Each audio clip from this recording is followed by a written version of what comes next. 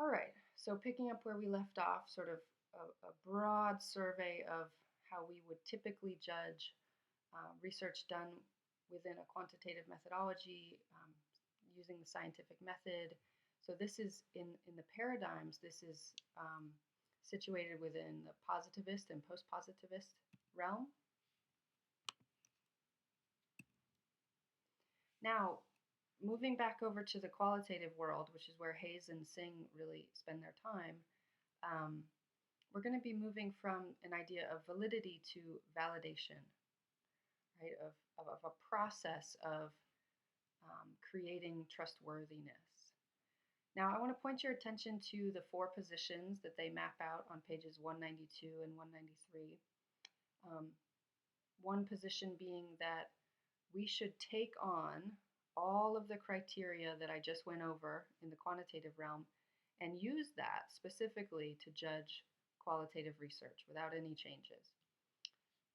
And then on the other side of the spectrum, there's a position that says those criteria don't mean anything in the qualitative world and we need new criteria.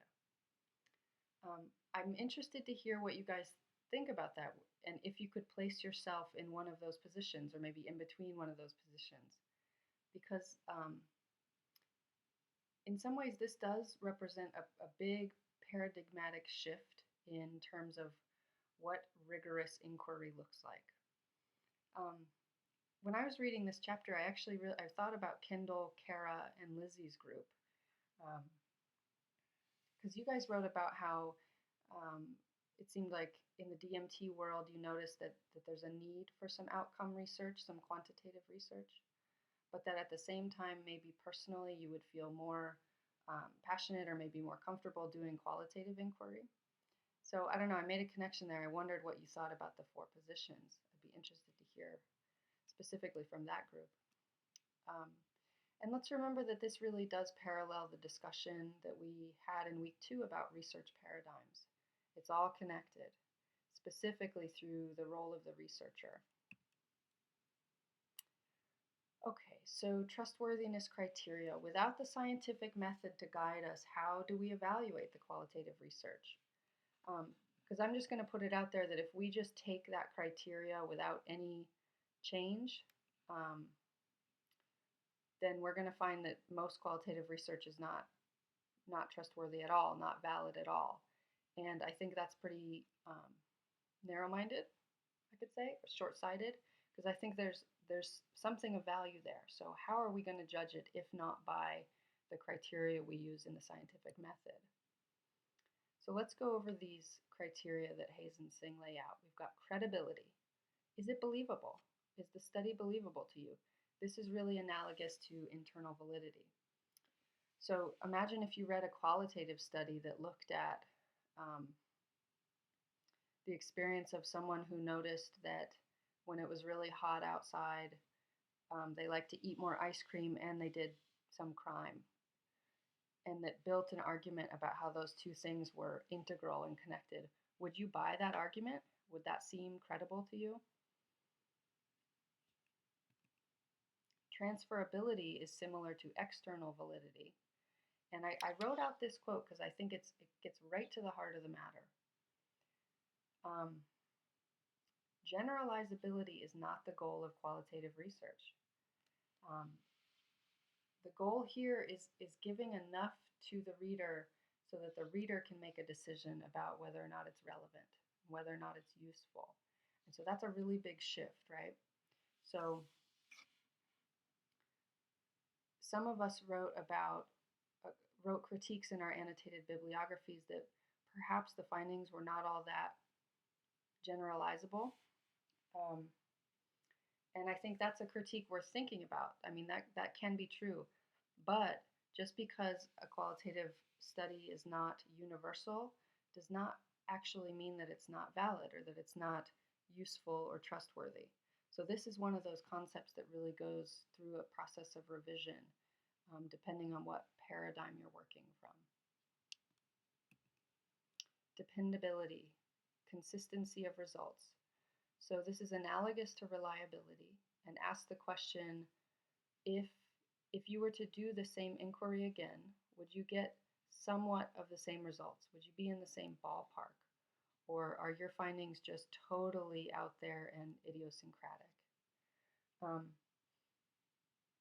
and I wonder what you guys think about that. I sort of have a bone to pick with that as a criteria because I tend to subscribe to that notion that um, you can never step in the same river twice. I'm a pretty social constructionist kind of gal. So I don't know that consistency of results really rises to the top for me. Um, I can see how it would be important, but I don't know. I think there's some contingency there. I wonder what you guys think. And then confirmability, the degree to which the findings are genuine reflections of the participants themselves, authenticity. And I think this is really crucial, and there are ways that we can check this, which we'll get to in the strategies. Now, I want to bring up an example of a study that I read that was about teaching students in supervision how to think reflexively. So it was about how do you teach people that? And the study, it was amazing. It really knocked my socks off. It was really helpful for my work since I was just starting out as a supervisor. And it was a interpretive phenomenological analysis, and it had a sample size of 3. So I put that out there as an example of some people coming from maybe a more traditional, as Hayes and Singh say, or a post-positivist lens, would say that's a real limitation of the study that the sample size was 3. And on the other hand, the description was so rich and it gave so much depth that I felt like I had a good sense that it was a trustworthy study. I believed it. It was a deep inquiry. And I can share that study with anybody who's interested as an example of what I think is a really, really valid study with a tiny sample. Okay, trustworthiness criteria. So we've got these credibility, transferability, dependability, and confirmability. Now this next one I clearly think is really important since I made it huge in orange, coherence. Is there a consistency of epistemological perspective throughout the design? This is crucial for critiquing qualitative research. So let's unpack that a little bit. What would it look like to be consistent in epistemological design, or perspective rather? I want to point you guys to the annotated bibliography that Jana wrote, and I got permission from her to share that with you, that you can go look in her small group forum and check it out, because she does a great job of attending to all levels of the design. She notes how the researchers position themselves in terms of paradigm, what methodology they use, then what methods they use, how they got their data, how they did their analysis. So this coherence thing is about, are all the pieces in alignment? And do the researchers let you know that? If they don't mention that at all, if they don't mention their paradigm or their methodology even, as some of you ran into, right? I know Jeff had that problem. Not his problem, it was the researcher's problem. They didn't say what their methodology was. They just called it qualitative. And I find that thoroughly irksome and would definitely go into a critique of trustworthiness. Because if they're not telling us our methodology, how can we judge it? How do we know if it's okay? So here are some guiding questions to think about for coherence. And it's all about, do the pieces fit together? Does the methodology fit the purpose? Do the data collection procedures fit the paradigm? So an example of that would be if they're working from social constructivism, and yet their data collection procedure is to have people fill out a multiple choice survey. To me, that would be a mismatch of data collection procedure and paradigm.